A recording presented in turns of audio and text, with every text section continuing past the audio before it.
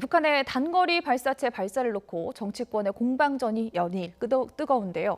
자유한국당은 미사일을 발사체라고 말하는 정부의 거짓 발표는 국민 호도라며 적극 공세에 나섰고, 여당은 통상적 군사훈련으로 보인다며 한국당이 가짜뉴스를 멈춰야 한다고 맞섰습니다. 차정윤 기자.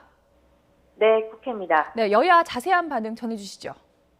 네, 일단 여당인 더불어민주당은 어제 북한의 발사체 발사에 대해 여전히 신중한 입장을 보이고 있습니다. 홍익표 수석 대변인은 오늘 구두논평을 통해 통상적인 군사훈련 차원인 것 같지만 북한과의 원활한 소통을 이어가는 게 가장 중요하다고 말했습니다.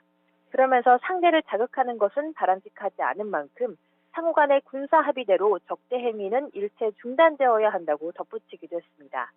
이런 가운데 이번 북한의 무력 시위가 굴종적인 대북 정책 결과라는 자유한국당의 비판에 대해서는 말이 안 된다며 선을 그었습니다.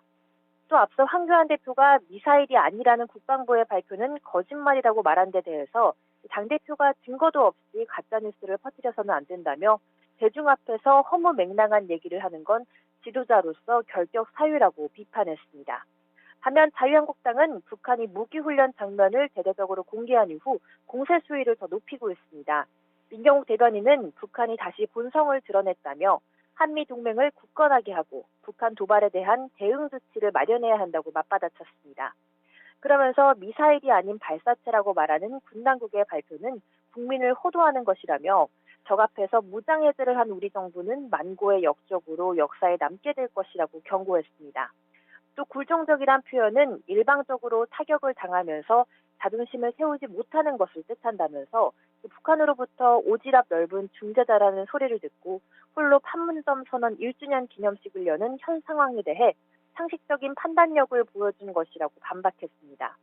바른미래당 이종철 대변인도 오늘 논평을 통해 북한이 도발한다고 해서 대화 협상 기조를 중지하거나 폐기할 것은 아니라면서 제재와 대화의 병행 속에서 접점을 찾아야 한다고 강조했습니다.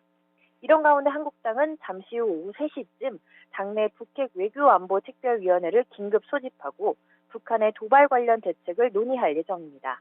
지금까지 국회에서 전해드렸습니다.